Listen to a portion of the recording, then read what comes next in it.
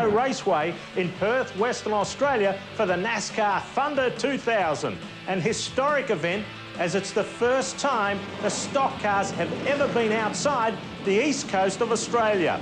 We've got a great show coming up with two 12-lap races and also a 30-lap finale.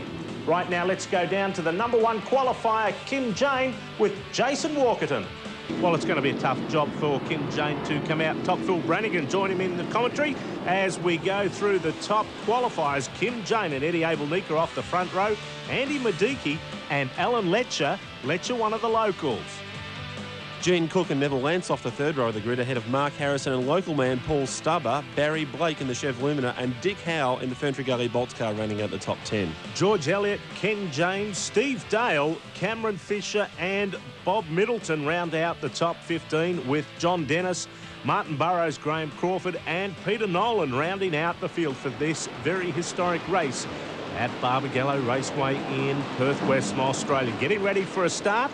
And we have the lights out on the pace car. So, Phil, a little bit of tension starting to build up, especially with some of the locals here that are running in NASCAR for the first ever time. Yes, a lot of track experience. That could stand them in good stead. But the guys with the NASCAR experience, Gerald, might have the advantage, even though this is the first trip all the way over here to Wanneroo Park. So, coming down the big main straight here at Barbagallo, you notice that the track, sand each side. This really is a racetrack built on the world's biggest sandpit. Coming around the turn for the last time and onto the front straight. Our chief starter for the NASCAR series will have the green flag at the ready. Kim Jane about to control the start. Eddie Abelnika sitting right alongside. And we are green at Barbagallo. And Abelnika's car really stepped out on the hit of the throttle. Yeah, it looked like he was in second gear and just stood on the gas a little bit too hard. Kim Jane with a lot of more road racing experience than Eddie, and was able to keep his Chevy Monte Carlo straight. But look at all the cars as they fight their way through the corners. Of course, let's not forget these Goodyear racing tyres are dead cold at the moment. They're not allowed to warm them up. Now, and that will be the difficult part. These NASCARs are a big, heavy car, 3,500 pound, and considerably heavier than a V8 supercar, Phil, but the rubber on the racetrack is a lot narrower as well. Kim Jane, there is our race leader, three-time Australian NASCAR champion in the 27 Repco Auto Parts. Bob Jane, T-Mart, Chev Monte Carlo out of the camper. John Sydney racing in Melbourne, and boy, if anyone is a kingmaker, it is John Sydney, no doubt about that. And a really difficult challenge for these guys, not just road racing for the first time here in the West, but this particular track, Gerald, the corners all sort of lead to each other. You're going left, then right. The car has to be settled down in the middle of the corner while it's changing direction. As you said, it's a big, heavy car, 3,500 pounds. That's an awful lot of work for these guys to do in fairly warm conditions here today. Abelnika still moving around in the #9 car under braking that time. The Melbourne cheapest car, Chev Monte Carlo, isn't giving too much away to Kim Jane, though. Medicki right on his tail, the second of the white line Caterpillar cars in third position at the moment, the 85 car. Medicki, of course, has a lot of experience in road racing, one of the great touring car drivers in Australia. You see him get a little bit of a sideways drift there, but this is the first time for him on a road course with one of these NASCARs, so that will make it difficult for him as well. He's very enthusiastic about his road racing, Andy Medicki, now living in Port Macquarie in New South Wales, so it's a long trip over from almost the easternmost point of this country to almost the western point. And look at the hurt he's putting on Eddie Abelnika at the moment. The Melbourne cheapest cars entry is under a lot of pressure, and he knows that Andrew Medicki is right behind him. He does already. Barry Blake in the pits in the #7 Chev Monte Carlo, unfortunately, has some problems, and he won't take any further part in this race. The 41 Shell Helix Ford Thunderbird of Gene Cook has just gone past the Lecter Chev Monte Carlo. Lap 3 of 12. 3 races here this weekend at Barbagallo, and a good crowd starting to build up and to enjoy the NASCAR Thunder in the West. Isn't this a big change for Alan Lecter? We're used to seeing him in production car racing. He's been racing a front-wheel drive Honda, of all things. And look at the change in machinery he has undertaken this weekend into a rear-wheel drive 600 horsepower NASCAR. And he's really starting to put some pressure on Gene Cook, the Tasmanian, who's doing a good job. Let's not forget, this is a guy with a speedway background, Gerald, and he's doing a good job up there in the front, the battle for the road racing. That is the big thing with NASCAR racing. It has its roots on the dirt track ovals around Australia. Kim Jane, though, has a background in road racing and one who has adapted to the super speedway racing at the Goodyear Thunderdome. We're riding aboard the number 17 with Tony Southwell, the Fireworks King, Chev Monte Carlo. The in-car camera, you can see the car starting to drift around onto the main straight. And the 600 or 700 horsepower being unleashed now up to the first turn, off the throttle, hard on the brakes, and drifts through the corner. The 14, that's Neville Lance, just gone under the 19 car, and Mark Harrison on the podium last time at the Goodyear Thunderdome. So good result for Mark, and looking to follow that up this weekend at Barbagallo. Neville Lance has moved into this Taurus this season. It's been very consistent in the Thunderdome package and oval track racing. The first time we've seen this car, of course, road racing. And doesn't it look good out there? The American-style Taurus body. This is the latest incarnation of Ford's NASCAR racer, already successful in the 2000 Winston Cup Series in the USA. And Neville Lance has really stepped into this car very confidently, Gerald. It looks good. Yeah, very fast on the Goodyear Thunderdome, debuted it last December. And in fact, oh, here we go. We've got a challenge for the lead as Eddie Abel-Nika comes on by Kim Jane, and a very rare moment in NASCAR racing over the last few years. Eddie Abel-Nika has put Kim Jane back to second. What a great move for the Melbourne Cheapest Cars team. And now Andy Medicki right on the tail of the 27. Eddie looks like he's playing seriously. He looks like he's in this to try and hold Kim Jane behind him. He obviously got a good run out of the bottom cold corner when he got onto the back straight and went up the hill, and that's where the 600 horsepower shot him up the hill like a cannon. Got a better run than Jane and took the advantage, and then he drove the defensive line on pit straight.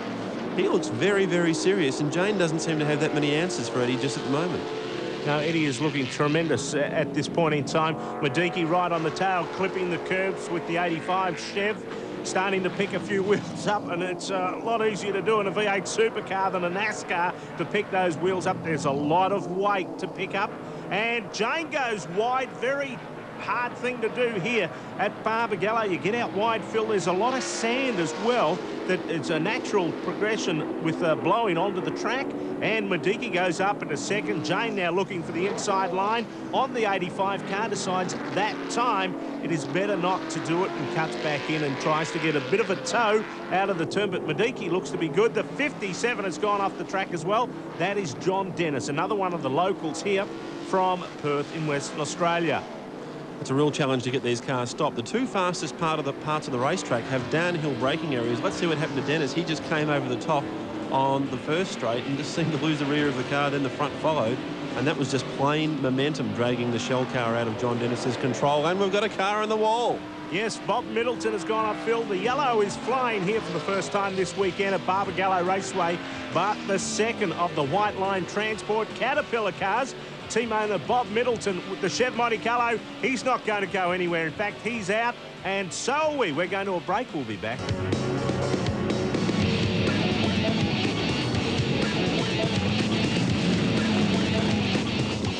Welcome back to Barbagallo Raceway, and boy, we have got drama straight on the return from the break. Graham Crawford, the Helkin Residential Developments.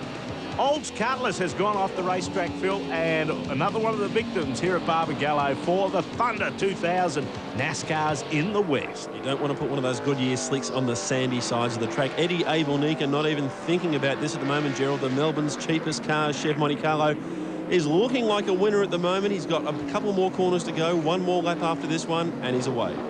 Kim Jane dropped off the tail. They're not quite sure what's happening with the 27.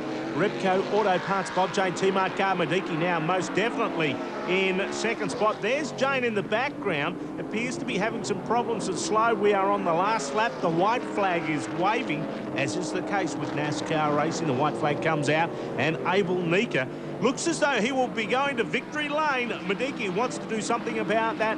Whoever wins this time, we will have a first-time NASCAR winner. Very impressive drive from Abel-Nika, and very impressive job from his crew. Let's not forget that Kim Jane's crew and Andrew Medicki have got a lot more road racing experience. There is Medicki, who's thrown basically everything he had at Abel-Nika all through this race.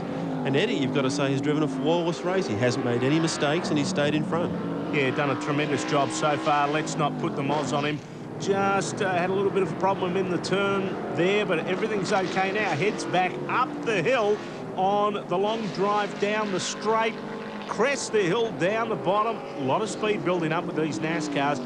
Hard on the brakes. The right-hander coming up for the last time. The checkered flag is at the ready, and Eddie Abel-Nika will go across the line to claim his first win in NASCAR racing. A great job for the Melbourne Cheapest Cars team.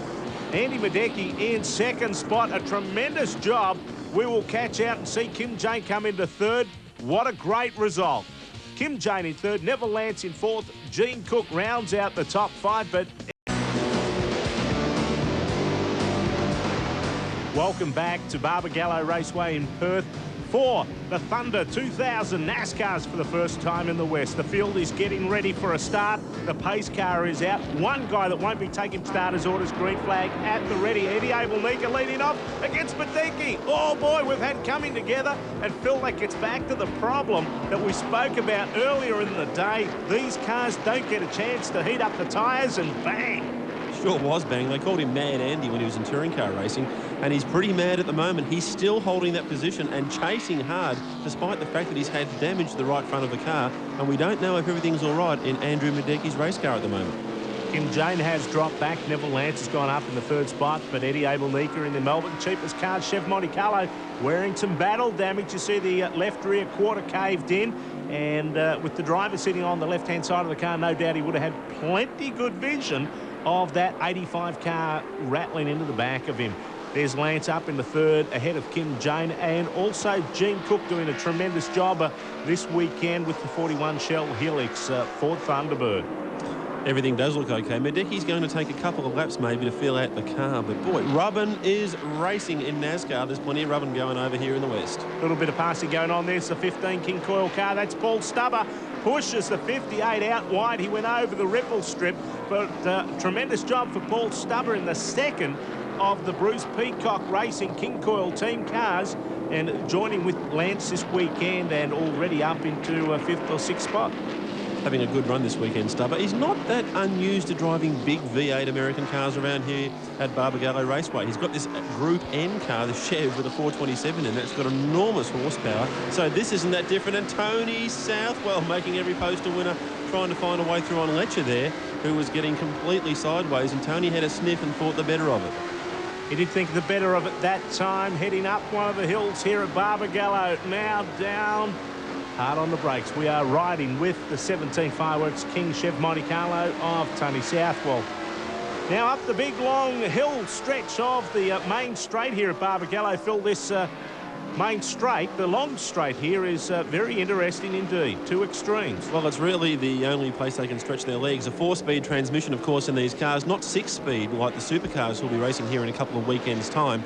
But very torquey engines. That's a bit of an advantage for some of these cars. And I know that after qualifying, some of the guys were saying, hey, we're a little bit faster than we anticipated because these cars are reasonably well suited to this racetrack. Challenge going on for the lead. In fact, we have a change in leaders. Andy Madecki goes through the 85 White Line Transport Caterpillar car, now into the lead. Ahead of Eddie Abel-Nika, Kim Jane and Neville Lance are our top four competitors on the track here in this second of two 12-lap races, and of course we have a 30-lap finale. Oh, one guy is not looking forward to a 30-lap finale. John Dennis in the 57 car. That's the second time in 2 races he's managed to put the thing in the sand, and a classic road racing incident. Let's look at it on replay. Locks the rear brakes, gets off, carrying too much speed into the sand. Game over. Get out the sand and bucket in the hot dots and you're away. Just really overcooked it there, so the 57 off the track. Everything should be okay. Oh, Alan Letcher is also off with the 58 as well. They're going off in numerical order, and it did bring out the yellow flag. We're back under racing now, lap 6 of 12, so half race distance. And this has given everyone a chance to cool their tyres off, and I think Neville Lance is the guy who's looking very strong in this pack. He made that ground up to Kim Jane very quickly, Gerald, before the yellows came out, and let's see whether he can get past these 3 Chevy Monte Carlos in front. Luckily, there's no number 59 on the track at the moment, Phil. Andy Madecki out in front. As you said, the 85 White Line Transport Caterpillar car, clipping those curbs, picking that front right-hand wheel up in the Chev Monte Carlo, unleashing the 650 or 700 horsepower around the Barbagallo racetrack. Neville Lance has gone past Jane into second spot, so the 27 car has gone backwards. And in fact, I was about to say he's disappeared. There he is. Kim Jane is having all sorts of problems. The three-time Australian NASCAR champion appears to be out of it, and not a good result for the John Sydney Racing Team. Gee, for a team that's almost perfect, Phil, this isn't one of their copybook weekends. I can't remember the last time I saw a JSR race car stop in a race. So Medecky now leads from Albonica. Lance is up to third. Paul Stubber, the local, ahead of Gene Cook, rounding out the top 5. And this battle continues. And Eddie's getting a lot of road racing experience. He's had to very, very quickly. Tremendous result so far for the Bruce Peacock team. The Kingfoil team running the 14 and 15 Fords this weekend. Stubber stepping into that Ford Thunderbird and ahead of two very seasoned NASCAR races we see on screen there, the 41 and the 55.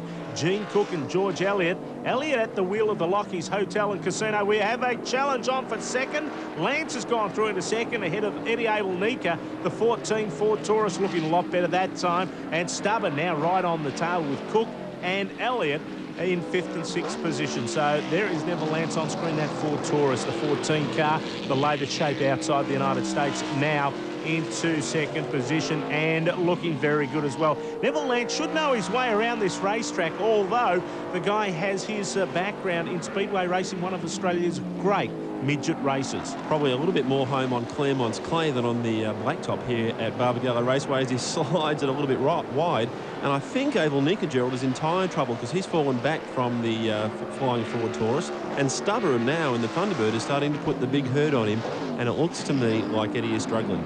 Yeah, it does look as though he is struggling, Phil, and here's a problem. They're coming into the turn now, three-quarter race distance. Eddie gets the car on the curb, now starts to apply the power, and with these big horsepower engines in the NASCARs, the 358 cube Chevs and Fords, with the little tyre, it's Stubber trying to find a way around him. It doesn't take long to burn up those rear tyres and all of a sudden make that car loose, or in normal road racing terms, as Stubber and Abel-Nika come together, that is oversteer and a rounding steer, and Abel-Nika has gone into the wall. The Melbourne cheapest car's number 9. That car looking a lot cheaper now. It certainly is. Stubber was looking very, very impatient. He'd already had a couple of looks at the back of Abel-Nika's car. There's also been some chaos going on in George Elliott's world. Let's go to the replay. Bang! He tried the inside. There was no way through there. Eddie didn't see him coming.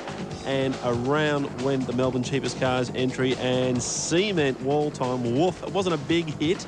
Let's hope he can get that car fixed for the third race. They live to fight another day, but there's some second-hand motor machinery looking out there at the moment. Now, the interesting part is George Elliott with the Lockheed's Hotel and Casino FAI home insurance car has now moved past the Stubber car, and Stubber has the 41 right on his tail, Gene Cook. So the West Australian trying for a good result here. Looks as though he could get past. There is our race leader. We're on the last lap. The white flag has waved. Andy Medecky is coming up the main straight hill here at Barbagallo Raceway. And like in the first race, Phil, we're going for a first-time winner in NASCAR. Medecky got a great advantage there. No doubt about this. Nice and safe. Brings it into the home straight and will lead home Neville Lance. Checkered flag waves, and Andy Medecky takes a win ahead of Neville Lance and George Elliott coming up into third. Stubber and Cook battling for fourth spot. I'm going to put my money on Cook. Will Stubber get there? Whoa, we're going to have to go to the computer. What a tremendous race. And what a great result for Andrew Medecky. He's won in open wheelers, in sports cars, in touring cars. He's won all over Australia. He's come here, taking his first NASCAR win at Barbagallo Raceway, and what a happy man he must be. Yeah, no doubt about that, Phil. And Mark Harrison won't be a happy man. The 19 Fireworks King car. Not a great result following up his podium finish at the Goodyear Thunderdome back in December. Unfortunately, not a finish here this weekend for the race 2. It's the second of 12 lappers. We've got a 30-lap finale coming up later this program. So hang around. Let's go and have a look at the top 10. And we see Andy Medecky takes the win ahead of Neville Lance, George Elliott, Paul Stubber. Gene Cook rounds out the top 5 going over the sheet. Steve Dale, Ken James, Cameron Fisher, Bob Middleton and Graham Crawford. Andy Medecky, you obviously must love Barbagallo. Over the top there if you're going over there sideways 100 miles an hour. He seems pretty happy about things. JSR, the John Sydney crew, working very hard. Kim Jane's men have an engine swap to do. Let's hope he can get that car ready for the 30-lapper. The main event here at Barbagallo Raceway this week.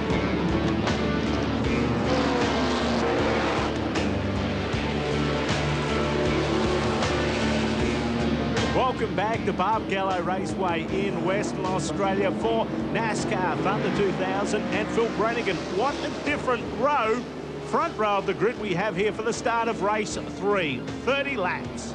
And Medecky takes the lead. Lance slots into second. Kim Jane, the John Sidney Racing team, have worked very hard in the gap between races. They've changed the engine, and there he is at the back of the pack. He's got 30 laps to work his way through, but look at that traffic. Already Jane is starting to pass some cars, and he's right on the tail of Eddie Abelnica, our race 1 winner, looking out the front of Neville Lance's number 14 King Coil Ford Taurus. And this Ford has done a tremendous job this weekend at Barbagallo Raceway.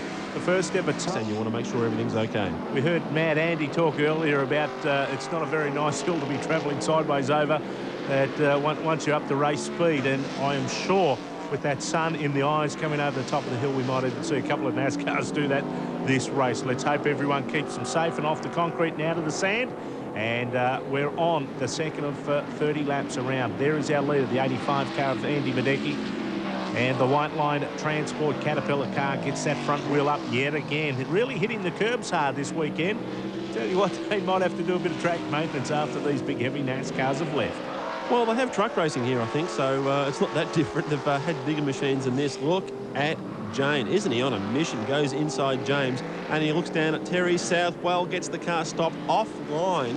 Not a lot of grip. That was a good piece of driving from Jane. Kept his corner speed high and still didn't spin his rear tyres. 30 laps is going to be a bit of tyre trouble in this race. There certainly will be, no doubt. We will see some pit stops. And now looking out the front of George Elliott's 55 FAI Home Insurance. In fact, it was identified. Kim Jane, that 27 Repco Auto Parts Chev, is on an absolute march around Barbagallo, and he is really storming through the field. So is our race 1 winner, Eddie Abelnica, the Melbourne Cheapest Cars number 9 Chev, is starting to make up some ground as well. And Phil, this is starting to turn out to be quite an interesting race when we take into account the pit stops that are going to take place as well. I think we're going to see a lot of lead changes in this race and maybe a surprise outcome at the finish. Let's hope so anyway. I've been very impressed with Abelnica. There's the top 5 at the moment. It's Lance from Medecky, from Stubber, from Dale, from Kim Jane, already in 5th place from the back of the grid. He's been on a tear, and look at this battle that's going on between the Medecky car chasing Neville Lance. Ford versus Chev up the hill in the afternoon sun. And both Chev and Ford have already won on the Winston Cup Trail in 2000, as has Pontiac. So a great series in prospect for the NASCAR fans in the USA. And Jane is starting to scope down on these 2 leaders. An amazing job for that John Sidney Racing team. Look at that 27 lurking in the Thunderbird. There he is on screen, the King Coil car. Oh, that is sprint car racing. He had that Ford Thunderbird hanging out. They call that loose in NASCAR terms. A little bit of oversteer. Put that pedal down. Would not have done those rear tyres any good at all. No, those Goodyear tyres are working very, very hard. Of course, it's a vicious cycle. You start to lose tyre grip, the car starts to slide, which makes your tyre grip worse again. So it's a never-ending cycle. And it's a great driver who's able to manage that cycle and get these tyres through to the end of their designated stint.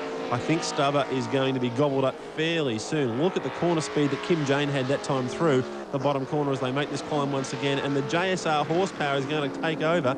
And I think he's going to be in the top 3 very, very soon. The big thing for Stubber as well this weekend, Phil, is that it's guesswork. Boy, that car really... Oh, we've got one gone off. That is Tony Southwell.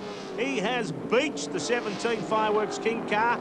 Oh, boy, luckily enough, he had up so much speed that he's basically ploughed through that sandpit. Not many times you'd ever see that. We see the replay. That thing just went off there at a million mile an hour. He just seemed to lose all his brakes then, and he did the right thing. He grabbed a lower gear, kept the wheels turning. If you stop one of these cars in the sand, it's game over. You're up to your ankles and you're walking home. But Terry Southwell did the right thing there. He did a bit of fireworks kinging there in the kitty litter and got the thing back onto the road, but he's going to be dragging some sand onto the racetrack, which is never a good idea. Lap 8 of 30, so just past quarter race distance. And Peacock cars, so already, Phil, we spoke about pit stops, etc. They're starting to happen. Stubber, whose tyres we spoke about earlier, maybe it was the right point. And Tony Southwell has gone off the 17 car, off again at the same point of the track. He's consistent, isn't he? He really has not got a love affair going with that final corner. And this time, he ain't going to be driving that big boy out of there. He's up to the ankles and stuck. Well, those NASCARs are big, heavy things, sort of like whales, really. Let's hope no one... Oh, the 16's gone off as well. 17 and 16, we had them going off in numerical order earlier. Now, obviously, they're going backwards, the 17 and the 16. If 15 goes in there, I'll win 20 bucks. I've got bingo. Green flag waving. That is a bad place to be parked. Looking very good, in fact, is Elliott. Keeps that Monte Carlo. He locks up a break, and he goes off as well and just avoids the Crawford car. Well, no doubt the officialdom here at Barbagallo were under caution. Said to him, Georgie boy, you're number 55 if you're 50.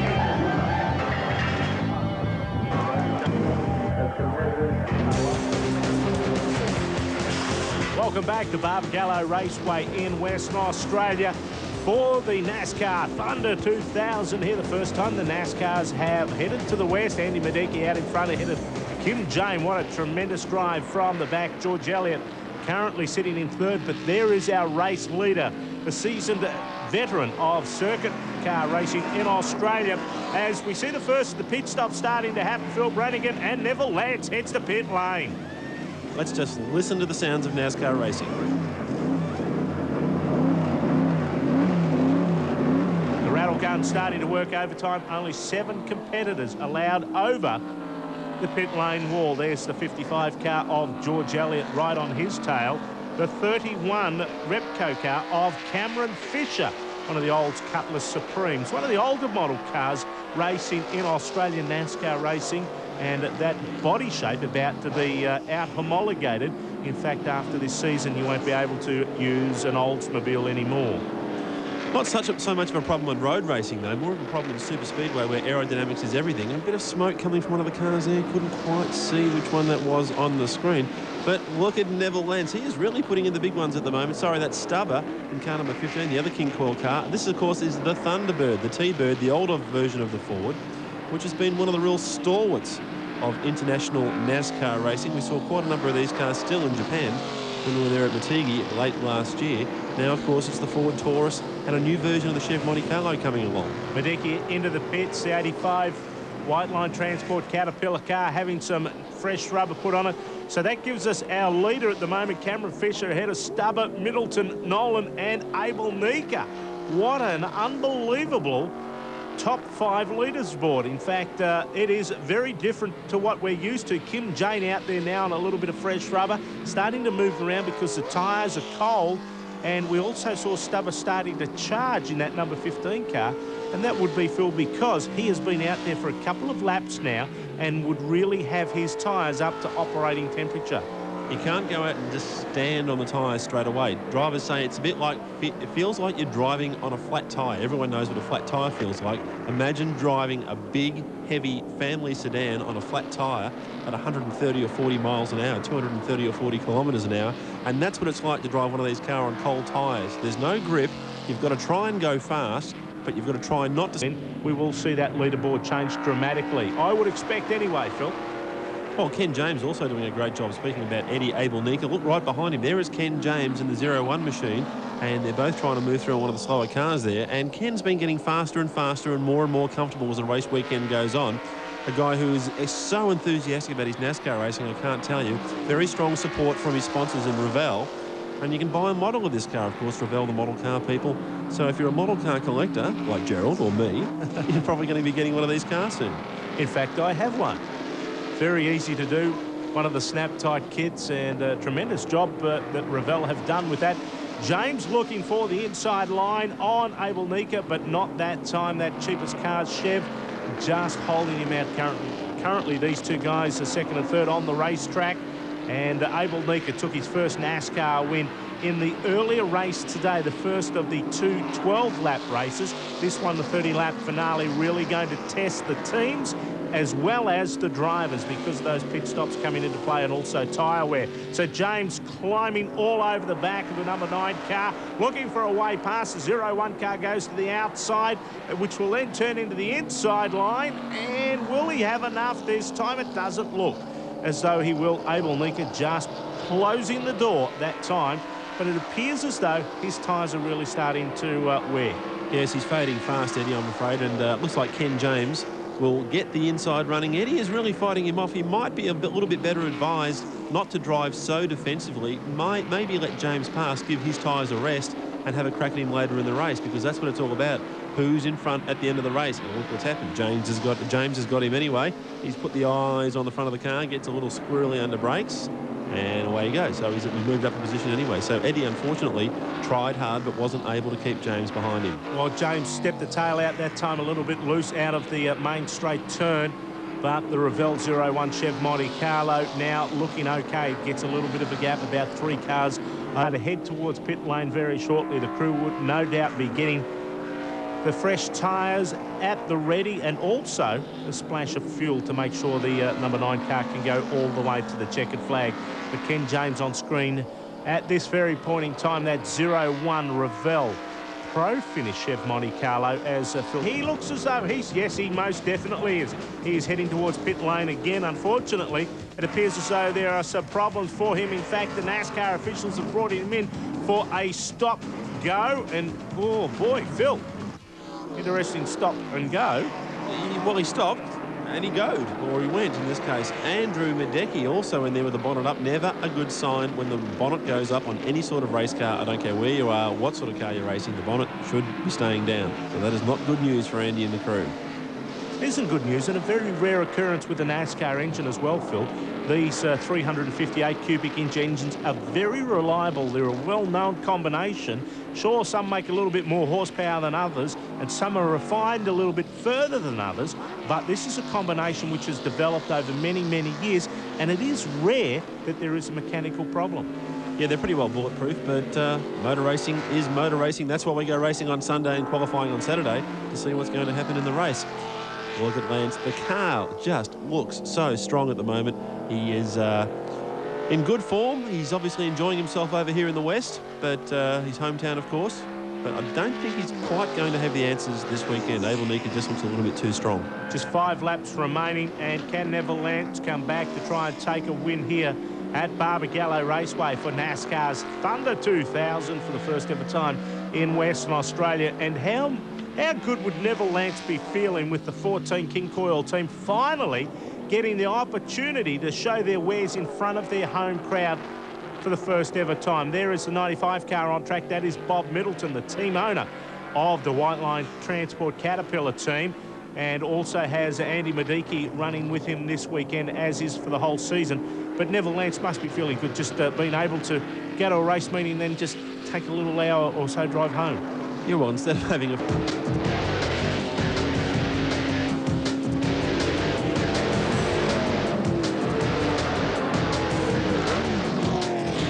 Welcome back to Barbagallo Raceway. We are on the home stretch for NASCAR Thunder 2000 in the West. Lap 28 of 30, and Eddie Abel Nika out in front of Paul Stubber.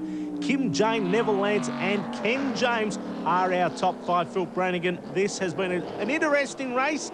Certainly not the fastest ever race around Barbagallo, but one where tactics are starting to come into play. Abel Nika appears to have read the conditions and the track to perfection. That is why, with just a couple of laps remaining, he's out in front. Well, he's actually played it a little bit conservative over the back half of the race. That yellow worked to his advantage in lap 12, and he really has made every post a winner since then, and he deserves his victory. He won earlier. That was his first breakthrough win, and he's looking very, very strong on the last lap of this race. A little bit dark here as well at Barbagallo. Unfortunately, those lights, the headlights that you see on the front of the NASCARs aren't real, so you can't turn them on to get the vision better. Well, it's tough. I mean, imagine if we had a 24-hour, now hang on, 24-hour NASCAR race here in the West. I think we're onto something. Oh, yes, you never know. Mark Harrison right on the tail of Abel Nika, but don't count him in the running. Abel Nika appears to be heading towards victory lane for the second time this weekend, and a tremendous job for the Melbourne Cheapest Cars team. Abel Nika brings that number 9, the big Chevy, the heavy Chevy, down the hill on the brakes, around the loop. He'll head up the main straight here for the last time and towards the checkered flag. And he's been a winner in sportsman racing. He's been a winner in Oscar racing. Made the move in the NASCAR racing. He was competitive, but he didn't get his breakthrough win until earlier in the day. And once he wins a lot. Something about that winning feeling, you just like to get a hold of it, you get the taste of it, you want to do it again and again. And Abel Nika does. He takes the checkered flag here at Barbagallo Raceway to win race 3.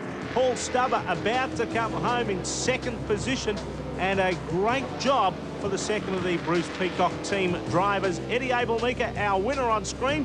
Melbourne Cheapest Cars driver Kim Jane coming home in third, the 27 Repco Parts car. Well, he was on a good charge earlier in the race, but unfortunately something appears to have happened. He hasn't read the race quite as well, but he will consolidate his championship points with a third. But there's a very happy Eddie Abel Nika, our race winner, and let's look at the results. Abel Nika wins from Paul Stubber for King Coyle. Third, number 27, Kim Jane, ahead of the Ford Taurus of Neville Lance. And rounding out the top 5, Bob Middleton and car number 95. Ken James, Mark Harrison, Peter Nolan, Cameron Fisher and Graham Crawford rounded out the top 10. Let's talk with our race winner, Eddie Abel Nika, find out how he won. Well, I think it was a matter of doing something completely different to what everyone else was going to do. It was going to work or it wasn't going to work. And as soon as that yellow came out, at about sort of lap 12, I knew that we were in the seat for running. And I think also it was Kenny James was behind us. I don't know what happened to him, but it was just good. It was good. And that's it from Barbagallo Raceway. We hope you've enjoyed the show. And on behalf of Phil Brannigan and myself and all the crew,